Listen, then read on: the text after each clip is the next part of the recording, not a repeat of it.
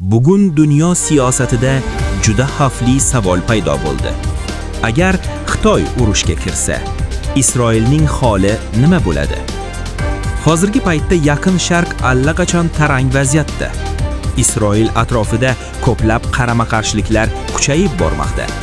Ammo tasavvur qiling, agar bu mojaroga dunyodagi eng katta harbiy va iqtisodiy kuchlardan biri Xitoy ham aralashsa, vaziyat butunlay o'zgarishi mumkin.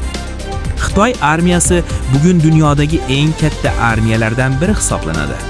Ularning raketa tizimlari, dengiz floti va texnologik imkoniyatlari juda kuchli. Agar Pekin ochiqchasiga urushga kirsa, bu oddiy regional mojaro bo'lib qolmaydi.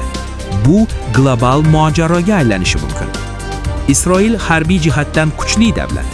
Ularning zamonaviy havo mudofaasi, Iron Dome, zamonaviy dronlar va kuchli razvedka tizimlari bor. Lekin masala faqat texnologiyada emas. Masala ittifoqlarda. Agar Xitoy bu mojaroda faol rol o'ynasa, ehtimol u ayrim davlatlarga siyosiy yoki harbiy yordam ko'rsatishi mumkin. Bu esa butun mintaqadagi kuchlar muvozanatini o'zgartirib yuboradi.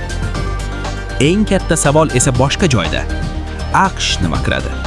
Chunki Isroilning eng katta ittifoqchisi aynan Amerika hisoblanadi. Agar Xitoy va AQSh qarama-qarshi tomonlarda turib qolsa, bu holat tarixdagi eng xavfli geopolitik to'qnashuvlardan biriga aylanishi mumkin. Mutaxassislarning fikricha, bunday ssenariy yuz bersa, global savdo izdan chiqishi mumkin, energiya narxlari keskin oshishi mumkin va butun dunyoda iqtisodiy inqiroz boshlanishi mumkin. Shuning uchun ham ko'plab davlatlar bunday mojaroning kengayib ketishini istamaydi.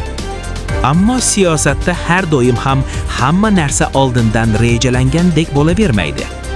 Ba'zida bitta qaror, bitta raketa yoki bitta provokatsiya ham butun dunyoni o'zgartirib yuborishi mumkin. Shuning uchun ham bugun ko'pchilik bir savolni bermoqda. Agar haqiqatdan ham Xitoy urushga kirsa, Yaqin Sharqdagi vaziyat qayerga borib taqaladi? Va eng muhimi, dunyo bunga tayyormi?